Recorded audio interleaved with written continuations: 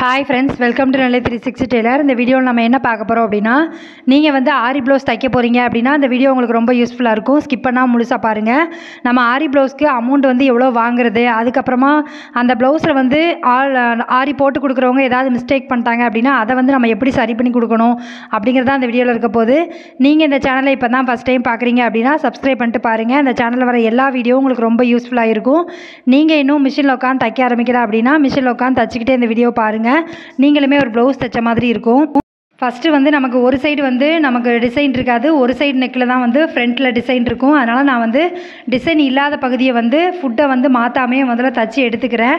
அதுக்கப்புறமா நம்ம ஃபுட்டை மாற்றிட்டு நம்ம வந்து இன்னொரு சைடு வந்து நம்ம தைக்கணும். ஏன்னா அந்த இடத்துல ஊசி வந்து அடி வாங்கும். ஏன்னா நம்ம வந்து சிங்கிள் ஃபுட் போட்டு தைச்சா மட்டும்தான் அந்த ஸ்டோனு அதில் வச்சுருக்க பாசி எதுவும் நம்ம அடி வாங்காமல் தைக்க முடியும். அதனால் ஃபுட்டை வந்து மாற்றிக்கோங்க. நீங்கள் எந்த அதாவது என்ன மாடல் மிஷின் வச்சுருந்தாலும் சரி, நீங்கள் சிங்கிள் ஃபுட்டு மாட்டிட்டு நீங்கள் ஆரி ப்ளவுஸ் தைங்க.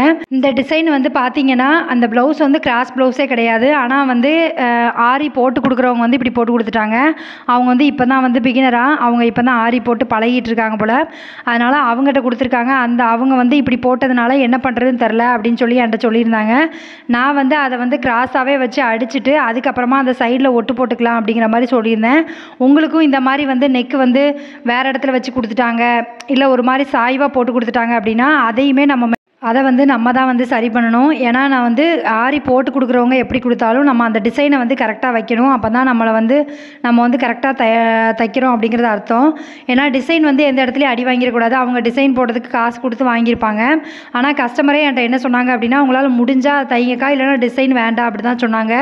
அவங்க வந்து காசு கொடுத்து போட்டிருக்காங்க அப்படிங்கும்போது அந்த டிசைன் வம்பா போயிடக்கூடாது அப்படிங்கிறக்காக நான் வந்து அதை வந்து சரி பண்ணி அது சைடில் வந்து எனக்கு ஒட்டு கொடுக்குற மாதிரி இருந்துச்சு. அதாவது ஆம்கோல் சைடில் அந்த பீஸை வச்சு நான் வந்து ஒட்டு கொடுத்து சரி பண்ணிக்கலாம் அப்படிங்கிற மாதிரி பார்த்துருக்கேன்.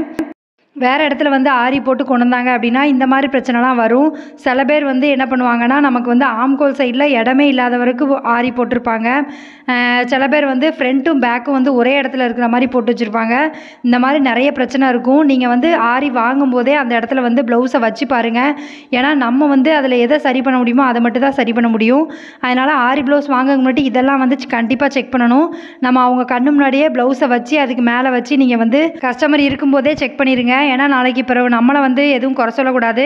அவங்ககிட்ட ஒரு ஐடியா ஏதாவது தப்பாக இருந்துச்சு அப்படின்னா நம்ம ஐடியா ஏதாவது கேட்டுக்கலாம். அவங்க போனதுக்கப்புறம் அவங்களுக்கு சொன்னாலும் புரியாது. அதனால் ஆரி ப்ளவுஸ் வாங்குறீங்க அப்படின்னா அளவு ப்ளவுஸை வச்சு கரெக்டாக பேக்கு ஃப்ரண்ட் எல்லாம் கரெக்டாக இருக்கா, கையை வந்து கரெக்டாக போட்டு கொடுத்துருக்காங்களா அப்படிங்கிறதையுமே கரெக்டாக வந்து பார்த்துக்கோங்க. இப்போ வந்து நான் சிங்கிள் ஃபுட்டு மாட்டி ஃப்ரண்ட்டை வந்து ரெடி பண்ணி எடுத்துட்டேன். அந்த இடத்துல ஒட்டு இருக்கிற மாதிரி தான் இருக்கும். நான் அதை வந்து கஸ்டமர்கிட்ட இன்ஃபார்ம் பண்ணிட்டேன். அதுக்கப்புறமா நான் என்ன பண்ணுறேன் அப்படின்னா, கையை வந்து அடிக்க போகிறேன். இந்த கையுமே எப்படி இருக்குன்னா, ஒரு சைடு வந்து கொஞ்சம் அகலமாகவும் இன்னொரு சைடு வந்து கொஞ்சம் அகலம் கம்மியாகவும், அதாவது கிளாத்து தான் டிசைன் வந்து கரெக்டாக இருக்குது. கிளாத் வந்து ஒரு பக்கம் அதிகமாக இருந்துச்சு, ஒரு பக்கம் வந்து கம்மியாக இருந்துச்சு. நான் அதை வந்து கரெக்டாக அந்த நமக்கு தேவையான இடத்துல வந்து நம்ம வச்சு நான் வந்து கட் பண்ணி எடுத்துக்கிட்டேன். எப்போவுமே வந்து லைனிங்கை கட் பண்ணிவிட்டு ஆரி ப்ளவுஸ் மேலே வச்சு பாருங்கள். அதில் ஏதாவது ஆல்ட்ருனா நம்ம மாற்றிக்கலாம். நேரடியாக வந்து நீங்கள் ஆரி ப்ளவுஸை வந்து கட் பண்ணாதீங்க. லைனிங் வெட்டிட்டு அதுக்கப்புறமா ஆரி ப்ளவுஸை கட் பண்ணுங்கள். நான் 2 கையுமே அப்படி தான் வந்து எடுத்திருக்கேன். நான் வந்து சிங்கிள் ஃபுட்டு தான் இன்னும் போட்டிருக்கேன். ஏன்னா அந்த இடத்துல வந்து ஊசியில் வந்து அந்த ஸ்டோன் ஏதாவது பற்றக்கூடாது அப்படிங்கிறதுக்காக நான் அதை வந்து சிங்கிள் ஃபுட்டில் தான் வச்சுருக்கேன். நம்ம சிங்கிள் ஃபுட் மாட்டின உடனே இந்த பகுதி எல்லாத்தையுமே நம்ம தச்சு எடுத்துடணும். ஏன்னா நம்ம திரும்ப வந்து டபுள் ஃபுட் போடும்போது நமக்கு வந்து இதை மாற்றி பண்ணிட்டு இருந்தோம் அப்படின்னா டைம் வேஸ்ட் ஆகும். அதே மாதிரி நீங்கள் வந்து ஒரு ஆரி ப்ளவுஸ் தைக்கிறதுக்கு எவ்வளோ அமௌண்ட் வாங்குறீங்க அப்படிங்கிறத கீழே கமெண்ட் பண்ணுங்கள். நான் வந்து 500 வாங்குகிறேன். கொஞ்சம் வந்து சின்ன ப்ளவுஸ் அதாவது 28, 30லாம் இருக்குது அப்படின்னா ஒரு 450 ரூபா வாங்குவேன். மற்றபடிக்கு 500 தான் எல்லா இடத்துலையும் வாங்குகிறாங்க. நானுமே அந்த ரேட்டு தான் வாங்குகிறேன். ஏன் வந்து ஆரி ப்ளவுஸ்க்கு நம்ம இவ்வளோ ரேட் வாங்குகிறோம் அப்படின்னா, ஆரி ப்ளவுஸில் வந்து நீங்கள் நார்மல் ப்ளவுஸ் தைக்கிற மாதிரி கடகடன்லாம் தைக்க முடியாது. கிட்டத்தட்ட ஒரு 2 மணி நேரம் 2.5 மணி நேரம் ஆகும். நீங்கள் வந்து பிகினராக இருக்கீங்க அப்படின்னா கண்டிப்பாக வந்து கூட தான் ஆகும். நான் வந்து இந்த டைமிங்குள்ளே நம்ம தைக்கணும் அப்படிங்கிறதுக்காக செட் பண்ணி தைக்கலாம் வந்து ஆரி ப்ளவுஸில் முடியாது. ஏன்னா அந்த ஸ்டோன் எதுவும் அடி வாங்கக்கூடாது, அதே மாதிரி அந்த டிசைன் எதுவுமே மாறக்கூடாது. நம்ம அந்த மாதிரி தைக்கணும் அப்படிங்கும்போது நமக்கு வந்து வேலையுமே ஜாஸ்தியாக இருக்கும், பொறுமையாகவும் தான் தைக்கணும். அதே மாதிரி நீங்கள் ஆரி ப்ளவுஸ் வாங்குறீங்க அப்படின்னா உங்களுக்கு அமௌண்ட் எவ்வளோ சார்ஜ் அப்படிங்கிறதையுமே நீங்கள் வந்து சொல்லிடுங்க. ஏன்னா உங்கள் ஏரியாவில் எவ்வளோ வாங்குறாங்கன்னு எனக்கு தெரியாது. இந்த சைடில் வந்து 500 600 கிட்ட வாங்குறாங்க. நான் வந்து 500 வாங்குகிறேன். கொஞ்சம் வந்து சின்ன சைஸ் ப்ளவுஸ் அப்படின்னா ஆஃப் ஹேண்டு தான் கொடுத்துருக்காங்க. ஒரு 28 30 தான் இருக்குது அப்படின்னா அந்த சைஸுக்கு வந்து 450 வாங்குவேன். பெரிய சைஸ் அப்படின்னா நான் வந்து ஒரு 500 வாங்குவேன். ஏன்னா நமக்கு வந்து கஸ்டமர்கிட்ட நீங்கள் முதலே இன்ஃபார்ம் பண்ணிட்டீங்கன்னா அவங்க வந்து கொடுக்கணுமா வேண்டாமான்னு டிசைட் பண்ணிடுவாங்க. நீங்கள் வந்து அவங்க கொடுக்க மாட்டாங்க கம்மியான ரேட்லலாம் வாங்கிக்காதீங்க. சில பேர் என்ன பண்ணுறீங்கன்னா நீங்கள் நார்மல் ப்ளவுஸ் தைக்கிறதுக்கு எவ்வளோ அமௌண்ட் வாங்குறீங்களோ அதுலேருந்து ஒரு 50 தான் சேர்த்து வாங்குறீங்க. அப்படிலாம் வாங்காதீங்க. ஏன்னா இதில் வேலையுமே ஜாஸ்தி. அதுக்கப்புறமா நம்ம வந்து நம்ம வேலை வந்து ரொம்ப ஜாஸ்தி. அதாவது நார்மல் ப்ளவுஸ் வந்து ஒரு 3 ப்ளவுஸ் தைக்கிற இடத்துல நம்ம ஒரு 6 ப்ளவுஸ் தைக்கலாம். அந்த டைம் ஆயிரும். அது போக நமக்கு வந்து ஊசி அடி வாங்கலாம். ஊசி வந்து மாற்றுற மாதிரி இருக்கும். அதுக்கப்புறம் மிஷினில் போய் அந்த ஸ்டோன் எதாவது நின்றுச்சு அப்படின்னா நம்ம வந்து அதெல்லாம் க்ளீன் பண்ணிட்டு தான் திரும்ப தைக்க முடியும்.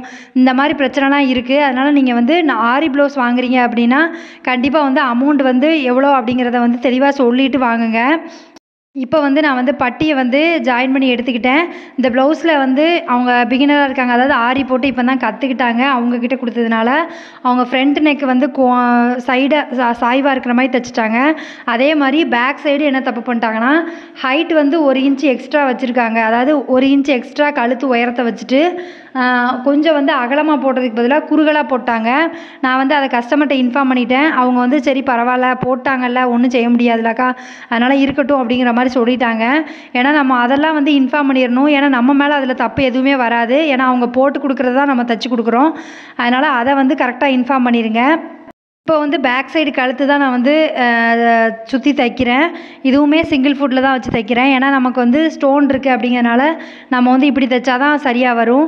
நான் வந்து இதுக்கப்புறமா அந்த சுற்றி இருக்க கிளாத் எல்லாத்தையும் கட் பண்ணி எடுத்துகிட்டு ஒரு கட்டிங் கொடுத்துட்டு அந்த லைனிங்கில் வந்து ஒரு தையல் போட்டு எடுத்துக்கிறேன். ஏன்னா நமக்கு வந்து திருப்பி எடுக்கும்போது அந்த லைனிங் வந்து தெரியக்கூடாது. அதனால் நம்ம வந்து திருப்பி எடுத்துக்கிட்டோம்.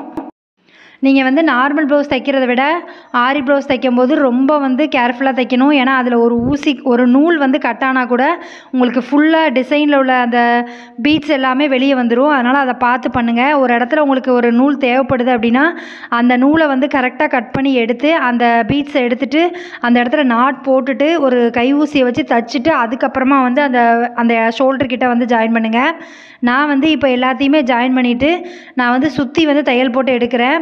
இதில் வந்து நீங்கள் தைக்கும்போது எந்த இடத்துலலாம் வந்து ஸ்டோன் அடி வாங்கும் அப்படின்னு தெரியுதோ அந்த இடத்துல உள்ள ஸ்டோனெல்லாம் வந்து எடுத்துருங்க. ஏன்னா நம்ம வந்து மிஷினும் அடி வாங்கிடக்கூடாது. அந்த மிஷினில் வந்து ஸ்டோன் வந்து அடி வாங்கி அதுக்குள்ளே வந்து அந்த பிசுறு நின்றுட்டு அப்படின்னா உங்களால் வந்து தைக்க முடியாது. அந்த பல் எல்லாத்தையுமே கழட்டிட்டு அதை ரிமூவ் பண்ணி அந்த பிசுறு எல்லாத்தையும் எடுத்து விட்டால் மட்டும்தான் தைக்கணும். நீங்கள் அவசரப்பட்டு மிதிச்சிட்டிங்க தெரியாமல் அப்படின்னா அந்த இடம் வந்து ஸ்ட்ரக் ஆகி நின்றும். அதுக்கப்புறம் நம்ம யாரையாவது வச்சு தான் நம்ம வந்து பார்க்குற மாதிரி ஆயிரும். அதனால் நீங்கள் வந்து ஆரி ப்ளவுஸ் தைக்கும்போது நீங்கள் பிகினராக இருக்கீங்க அப்படின்னா கண்டிப்பாக வந்து பார்த்து தைங்க. ஏன்னா அவசரப்பட்டு இதில் தைக்கக்கூடாது. மற்ற ப்ளவுஸெல்லாம் நீங்கள் வந்து டைமிங் செட் பண்ணி அவசரமாக தைச்சா பிரச்சனை இல்லை. இந்த மாதிரி ஸ்டோன் வச்ச ப்ளவுஸ் எல்லாமே வந்து நீங்கள் தைக்கும்போது ரொம்ப ஜாக்கிரதையாக தைக்கணும். ஏன்னா நம்ம மிஷின் வந்து காஸ்ட்லியாக வாங்கியிருப்போம். அது வந்து ரிப்பேர் ஆகிட்டு அப்படின்னா ஒரு தடவை சர்வீஸ் பண்ணுறதுக்கே நமக்கு வந்து கிட்டத்தட்ட 2000 3000 கேட்பாங்க. அதனால் அதெல்லாம் பார்த்துட்டு நீங்கள் வந்து கரெக்டாக தைங்க. நான் வந்து இப்போ வந்து எல்லாத்தையுமே ஜாயின் பண்ணிட்டேன். இதுலேயுமே சின்ன சின்ன மிஸ்டேக்லாம் இருந்துச்சு. எப்போவுமே வந்து நமக்கு வந்து ஆரி போடுற இடத்துல வந்து கரெக்டாக போட்டு கொடுத்தா மட்டும்தான் ப்ளவுஸ் வந்து கரெக்டாக வரும். சில பேர் வந்து கொஞ்சம் அகலமாக போட்டுருவாங்க தையலுக்கு விடாமல். சில பேர் வந்து ரொம்ப உள்ளே தள்ளி போட்டுருவாங்க. அதாவது தையல் போடணும் அப்படிங்கிறக்காக ரொம்ப உள்ளே தள்ளி போடுவாங்க. நமக்கு வந்து சர்வீஸ் ஆகிருக்கிறவங்க வந்து கரெக்டாக போட்டு கொடுத்துருவாங்க. பிகினராக இருக்கவங்க வந்து கொஞ்சம் இப்படி தான் போட்டு தருவாங்க. நம்ம இந்த ப்ளவுஸையுமே கொஞ்சம் சரி பண்ணி கொடுக்க தான் செய்யணும். உங்களுக்கு வந்து இந்த மாதிரி ப்ளவுஸ்லாம் வந்திருக்கா அப்படிங்கிறத கீழே கமெண்ட் பண்ணுங்கள். பார்க்கும்போது நானும் தெரிஞ்சுக்கிறேன். எனக்கு வந்து நிறைய ஆரி ப்ளவுஸ் வரும். ஆனால் சில ப்ளவுஸ் வந்து கரெக்டாக இருக்கும். அவங்க கரெக்டாக வந்து மார்க் பண்ணி தைச்சி கொடுத்துருப்பாங்க. சில பேர் வந்து இப்போ தான் பிகினராக இருக்கவங்களுக்கு கொஞ்சம் வந்து அவங்களுக்கு வந்து தையல் தெரியாது. அதனால் அவங்களுக்கு வந்து எப்படி போடணும்னு தெரியாமல் சும்மா மார்க் பண்ணி போட்டு கொடுத்துருவாங்க. அது வந்து சின்ன சின்ன மிஸ்டேக் வந்து வரும். அதை நம்ம தான் வந்து சரி பண்ணி கொடுக்கணும். நீங்கள் வந்து ஆரி ப்ளவுஸ்லாம் பயம் இல்லாமல் வாங்குவீங்களா அப்படிங்கிறத கீழே கமெண்ட் பண்ணுங்கள். பார்க்கும்போது தெரிஞ்சுக்கிறேன். நீங்கள் பிகினராகவே இருந்தால் கூட நீங்கள் வந்து 500 400 வாங்கலாம். நீங்கள் வந்து நான் பிகினராக இருக்கேன் சிஸ்டர், நான் எப்படி வந்து 500 வாங்க முடியும்னு. ஆரி ப்ளவுஸ்க்கு மட்டும் எல்லாருமே ஒரே சார்ஜ் தான் வாங்குவாங்க. அதனால் கண்டிப்பாக நீங்களுமே 500 கேட்க உங்களுக்கு ஒரு மாதிரி இருக்குது அப்படின்னா ஒரு 400 வாங்கிக்கோங்க. ஏன்னா நமக்கு வந்து அதுக்கு வேலையும் ஜாஸ்தி. நம்ம நார்மல் ப்ளவுஸ் தைக்கிற மாதிரி கிடையாது. இதில் சொன்ன எல்லா விஷயங்களுமே வந்து பிகினராக இருக்கவங்க ஆரி ப்ளவுஸ் வந்து வாங்கிறதுக்கு பயப்படுறீங்க அப்படின்னா இந்த டிப்ஸ் எல்லாம் ஃபாலோ பண்ணீங்க அப்படின்னா உங்களால் வந்து மிஷினும் அடி வாங்காமல் அந்த ப்ளவுஸையும் டேமேஜ் பண்ணாமல் உங்களால் தைக்க முடியும். ஆரி ப்ளவுஸ் தைக்கும்போது முதல்லே வந்து 2 ஃபுட்டு எல்லாமே எடுத்து வச்சுட்டு ப்ராப்பராக தைங்க. அப்போனா தான் உங்களால் வந்து கரெக்டாக தைச்சி முடிக்க முடியும். Thank you friends. இவ்வளோ நேரம் இந்த வீடியோ பார்த்ததுக்கு ரொம்ப நன்றி. இந்த வீடியோ வந்து உங்களுக்கு பிடிச்சிருக்குன்னு நினைக்கிறேன். இந்த வீடியோ உங்களுக்கு பிடிச்சிருக்கு அப்படின்னா லைக் பண்ணுங்கள், கமெண்ட் பண்ணுங்கள், ஷேர் பண்ணுங்கள். இந்த மாதிரி வீடியோ வேணும் அப்படின்னாலும் கீழே கமெண்ட் பண்ணுங்கள். உங்கள் ஃப்ரெண்ட்ஸ் யாராவது இப்போ தான் தையல் தொழில் பழகுறாங்க அப்படின்னா அவங்களுக்கு இந்த வீடியோவை ஷேர் பண்ணி விடுங்க. அவங்களுக்கு இந்த வீடியோ ரொம்ப யூஸ்ஃபுல்லாக இருக்கும். Thank you friends.